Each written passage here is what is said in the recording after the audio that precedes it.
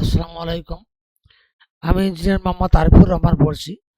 আমি এবার দেখাবো কী কী জিনিস সেটি দেখাচ্ছি যে আমার ডেভেলপ করা time saver software for tenderer বা বিডার এবং ফর প্রকিউরিং এন্টিটি যে কটা সফটওয়্যার আছে এবং আদার যে জেনারেল সফটওয়্যার আছে সেগুলো ইউজারদের জন্য আইডি ক্রিয়েশন করার জন্য তার মেশিনে, কারণ আমি যে মেশিনে যে হার্ড ডিস্কে দিব আইডি ক্রিয়েশন ব্যতীত কিন্তু আমার সফটওয়্যার যে কোনো মেশিনে কিন্তু রান করবে না।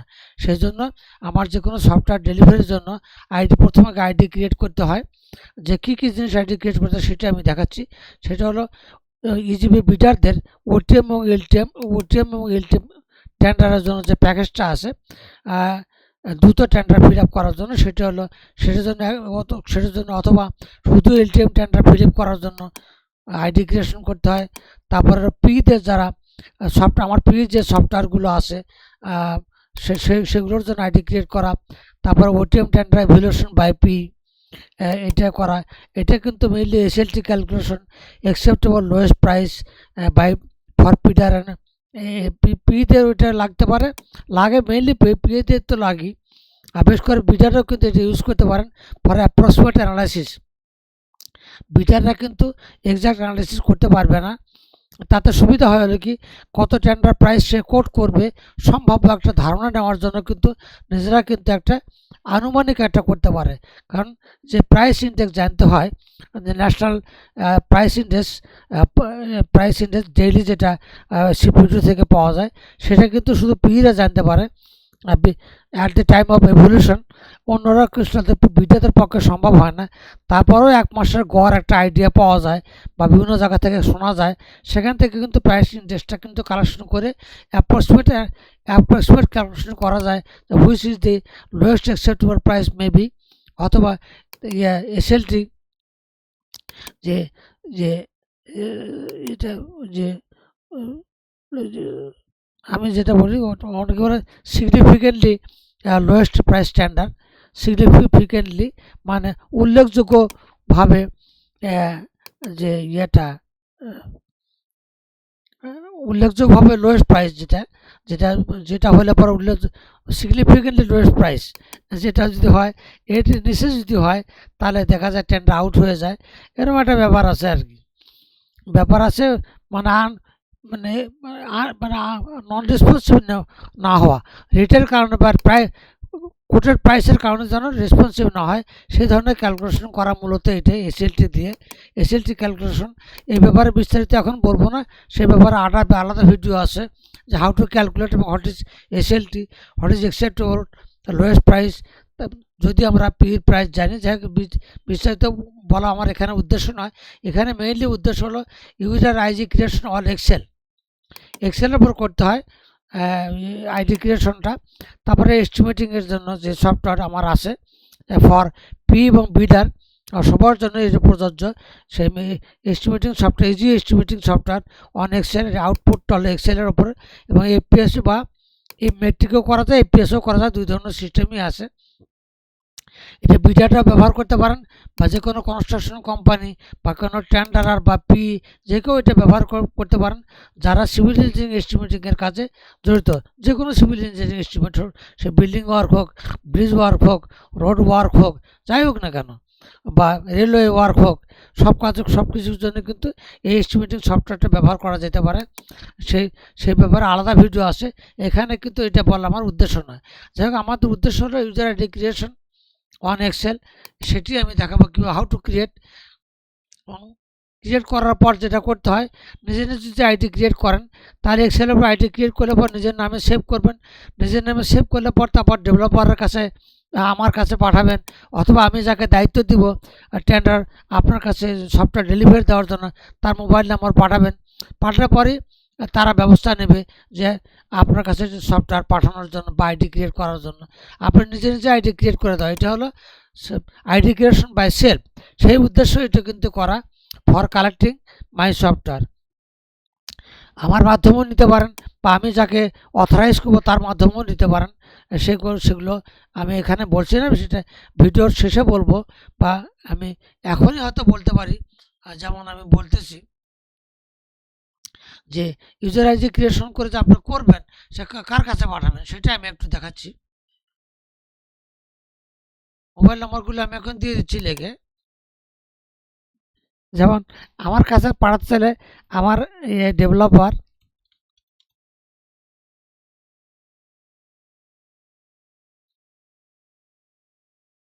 হোয়াটসঅ্যাপ, সরি,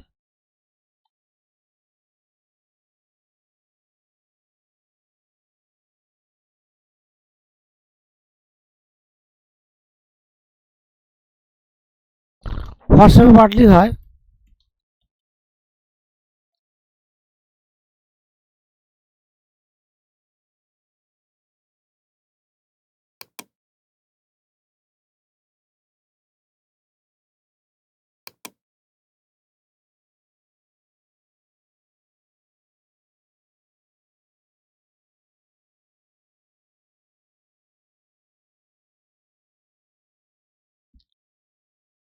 এটা আমার নাম্বারটা দেখতে পাচ্ছেন এখানে 01713464062, অথবা আমার সিরিয়াল নাম্বার থেকে সেটা আমি আবারও দেখাবো।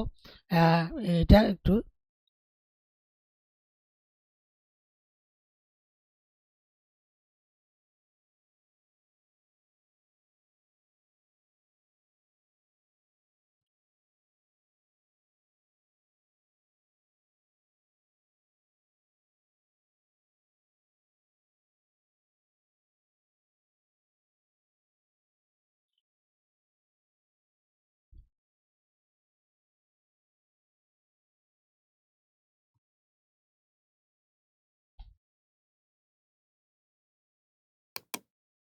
এগুলো আপনি দেখতে পাচ্ছেন। আপনার ফোনটা একটু বড় করি।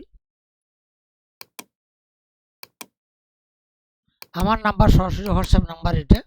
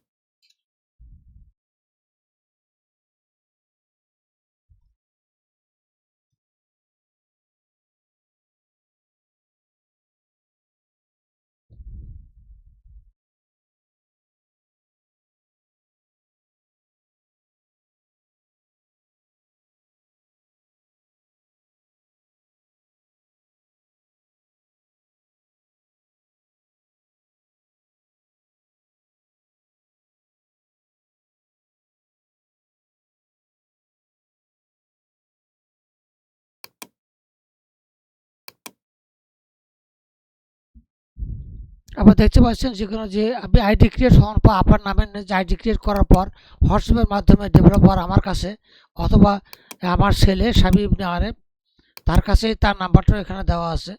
তারপরে মিস্টার মুসা উনি একজন ইজিপি ট্রেনার।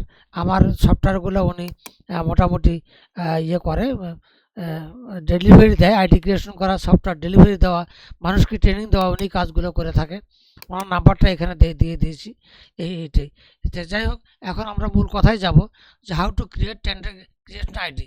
আমি আগেই বলেছি যে এক্সেলের উপরে রান করাতে হয়, ক্রিয়েট করতে হয়। সুতরাং আমি এক্সেলটাকে আগেই রান করে রাখবো। তো এক্সেল রান করে রেখেছি। আপনি দেখতে পাচ্ছেন একটা ব্ল্যাঙ্ক একটা ফাইল আমি রেখে দিচ্ছি। এইটা একটু মিনিমাইজ করি।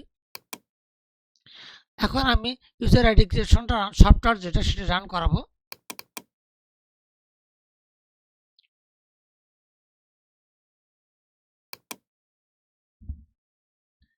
আপনারা দেখতে পাচ্ছেন যে ইউজার আইডি ক্রিয়েশন করার জন্য আমার এক্সেল এটা এমনি অটোমেটিক আছে, এক্সেল শিটটা অসুবিধা নেই। এই যে আপনার ইন্টারফেসটা দেখতে পাচ্ছেন, সফটওয়্যার ইন্টারফেসটা, এবং এখানে অ্যাক্টিভ ফাইল কোনটা, বুক ওয়ান ফাইল, সেটা দেখতে পাবেন যে অ্যাক্টিভ ফাইল কোনটা। এই জিনিসটা আপনি দেখতে পাবেন। আর এখানে বাকিটা তো একবার ছোট করবেন স্ক্রিন, তবে ছোট হয়ে যাবে, পরে আবার বড় করতে পারবেন। বা টাইটেল বার ধরে বিভিন্ন জায়গায় আপনি রাখতে পারেন। যাই হোক, এই একটা ব্ল্যাঙ্ক শিট, এটার উপর কিন্তু আপনার কিন্তু আসলে আইডিটা ক্রিয়েট হবে। কী করতে হবে, প্রথম স্টেপগুলো নাম্বারিং করা আছে, স্টেপগুলো আপনার নাম্বারের স্টেপগুলো অনুসরণ করবেন। নাম্বারিং স্টেপ করা, যেগুলো নাম্বারিং করা আছে নাম্বার ওয়াইজ ফলো করে যান, তাহলেই হয়ে যাবে। সেটা হলো কি, কোন হার্ড ডিস্কে আপনি সফটওয়্যার নিতে চান সেটা ধরেন। আমি ধরলাম এফ ড্রাইভ, আপনি যে কোনো ড্রাইভে ধরবেন বা ডি ড্রাইভ ধরেন, তাতে কোনো সমস্যা নেই। এই ডি ড্রাইভ ধরলেন, তাই এটা ড্রাইভ। তারপর 2 নম্বর আছে কি, 2 নম্বর আছে পুট ইউর শর্ট নেম, যেটা ডাক নাম সেটা তো লিখবেন। আমি লিখলাম আরিফ, আবার ডাক নাম শর্ট নাম লিখবেন। তারপরে হচ্ছে 3 নম্বর হলো ইয়োর অ্যাড্রেস, শর্ট অ্যাড্রেস, জেলার নাম লেখেন, উপজেলার নাম লেখেন ঢাকা, জেলার নাম লেখেন। বিকাশ নম্বর এটা দেওয়ার দরকার নাই, এটা ম্যান্ডেটরি না। যেটা লাল ম্যান্ডেটরি কোনগুলো, যেগুলো অবশ্যই প্রয়োজন, যেগুলো লাল করা আছে, এই লালগুলো কিন্তু আপনার ম্যান্ডেটরি, অবশ্যই দিতে হবে, আর এগুলো না দিলেও চলে। তারপরে আমি বলি লালগুলো অবশ্যই দেবেন। 5 নম্বরটা কি, আমার মোবাইল নম্বর, আমি যেমন দিচ্ছি আমারটা। তারপরে বিকাশ অ্যাকাউন্ট নম্বর দরকার নেই, এটা প্রয়োজন নাই, কারণ এটা তো হলো কি নাম কয়, বিকাশের টাকা পাঠানোর জন্য, তার ট্রানজ্যাকশন নাম্বার দেওয়ার জন্য। তো এটা কারো যেহেতু দেওয়ার দরকার নাই, শুধু আপনার ইয়েগুলো ফলো করবেন, যে লালগুলো ফলো করে যাবেন। তাহলে কোন সফটওয়্যারটা আপনি নিতে চান সেটা নেবেন। প্রথম যে নাম আছে বিজাস টুল ভার্সেটাইল, মানে বিজার তো ওটিএম এলটিএম টেন্ডার যেটা ওইটা, আরটা শুধু এলটিএম করার জন্য। আর এলটিএম এটা আগের আইডি ক্রিয়েশন, পিতে সফটওয়্যার পিএস টুলস। আবার এইটা অন্য যেগুলো আছে এগুলো তো এখন আপাতত কার্যকরী নাই। তো যাই হোক, মোটামুটি পিতে জন্য সফটওয়্যার এটা, আর এলটিএম টেন্ডারের জন্য এটা, আর এইটা বিজাস টুল ভার্সেটাইল, এটা মূলত আসলে ধরবেন, মূলত ধরবেন হলো ইয়েগুলোর জন্য, যে বিজারদের ওটিএম এলটিএম টেন্ডারের জন্য।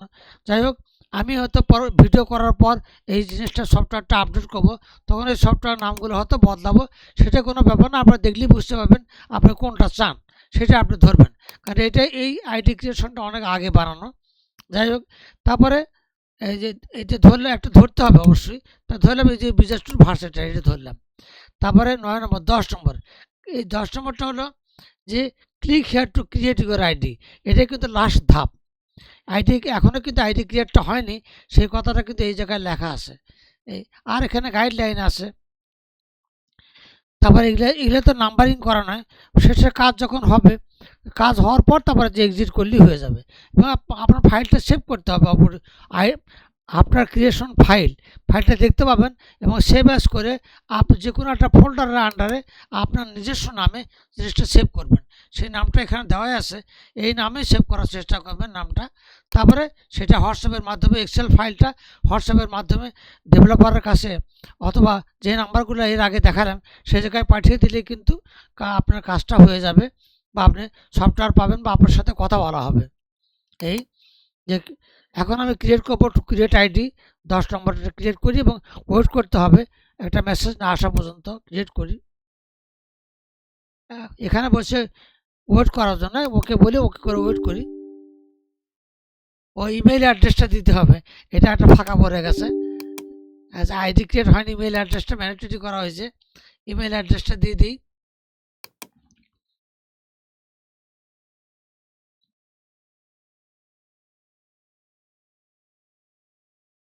এই যে ম্যান্ডেটরি ঘর ছিল, লাল ছিল, এটা দেওয়া হয়নি, এখন আইডি ক্রিয়েট করব।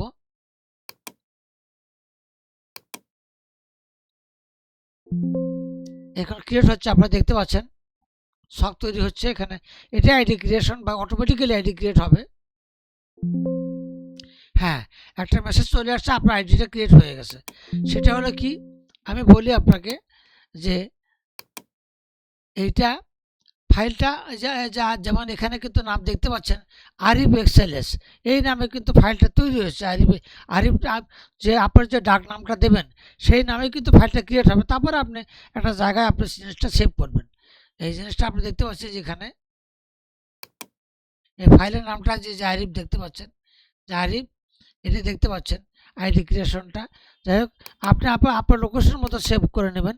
তো এখানে তথ্যগুলো কিন্তু দেওয়া আছে, আপনার ড্রাইভার ডি, আপনার তথ্যগুলো দেখতে পাচ্ছেন, যেগুলো দেওয়া ইনপুট দেওয়া হচ্ছে সেগুলো কিন্তু দেখতে। এবং সবচেয়ে বড় জিনিস হলো এই যে এক্সেল কত ভার্সন আছে, উইন্ডোজ কত ভার্সন আছে, সব তথ্যগুলো কিন্তু আছে।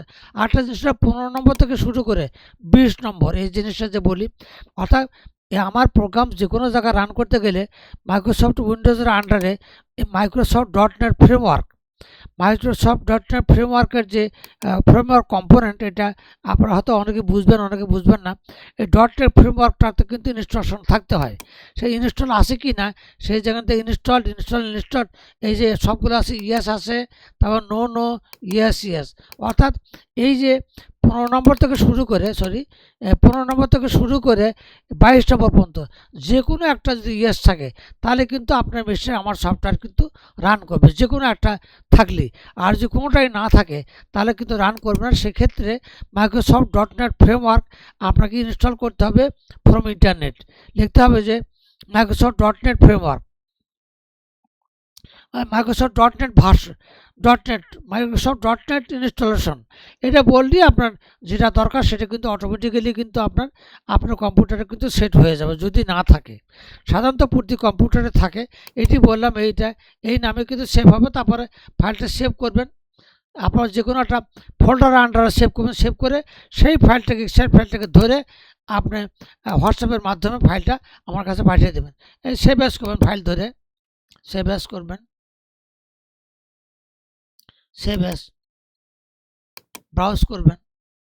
ব্রাউজ করে তারপরে যে আপনি যে কোনো জায়গা করতে চান, সেটা একটা জায়গাতে সেভ করবেন। আমি প্রথম ফোল্ডার দেখালাম, একটা ফোল্ডার দেখালাম, সেই ফোল্ডার আন্ডারে সেভ করবেন। তাই যে আরিফ আরিফ নাম দেওয়াই আছে, সেই নামে একটা ফোল্ডার আন্ডারে সেভ করলাম। আমি সেভ করলাম, তার ফাইলটা সেভ হয়ে গেল। তারপরে আপনি তো দেখলেন যে কোন ফোল্ডার আন্ডারে ফাইলটা আপনি সেভ করলেন, সেখান থেকে আপনি কপি করে নিয়ে বা হোয়াটসঅ্যাপ ওপেন করে নিয়ে, হোয়াটসঅ্যাপে অ্যাকাউন্ট থাকতে হবে, অথবা আপনি ইমেলের মাধ্যমে পাঠাতে পারেন। তো বেটার হলো হোয়াটসঅ্যাপ নাম্বার থাকা, হোয়াটসঅ্যাপের মাধ্যমে পাঠানো কিন্তু ইজি, পাঠানো ইজি। এটি আমি বললাম যে হাউ টু, আপনারা দেখলেন যে how to create user ID for any software develop by engineer Arifur Rahman on Excel, এটি আমি এখন দেখালাম। আপাতত এই বলে আপাতত শেষ করছি। আপনারা ইন্টারফেসটা আবার দেখতে পাচ্ছেন যে ম্যান্ডেটরি যে ঘরগুলো সেটা, এবং আপনার এটা কিন্তু আপনার এক্সেল যদি ভার্সন ঠিক না থাকে, তাহলে কিন্তু এই সফটওয়্যারটা প্রথমেই কিন্তু আপনাকে রান করতে দেবে না। অনেকের এক্সেল ভার্সন কিন্তু ঠিক থাকে না, সেক্ষেত্রে আবার নতুন করে এক্সেল সেট আপ করতে হয়, ফুল সেট আপ করতে হয় এক্সেল, তারপরে কিন্তু আপনাকে এই জিনিসটা রান করতে দেবে। আপনার যদি এই সফটওয়্যারটা দেখবেন যে প্রথমেই সফটওয়্যার রানই করতে পারবেন না, যদি আপনার এক্সেল ভার্সনটা ঠিক না থাকে। যাই হোক, আপাতত এখানে শেষ করছি। আপনারা আরেকটা জিনিস বলবো যে মোবাইল ফোনে আপনার ভিডিও যদি শেখার জন্য যদি দেখতে চান, তো অবশ্যই আপনি মোবাইল ফোনে না দেখে আপনি ভিডিওটা দেখবেন ল্যাপটপ অথবা ডেস্কটপ স্ক্রিনে কিন্তু আপনাকে দেখতে হবে। মোবাইল ফোনে দেখে কিন্তু আসলে দেখা যায় কিন্তু শেখা যায় না। যাই হোক, আপাতত এ বলে এখানে শেষ করছি। এখন অ্যাবাউট তো আগে বলা হয়েছে, তারপরেও বলি, তো এখানে ইয়ে নাই, তো অসুবিধা নাই। আমি আমার এখান থেকে বেরোয় যাচ্ছি। আমার পরিচয় তো আপনারা অনেকেই হয়তো জানেন, তারপরেও একটু দেখাচ্ছি।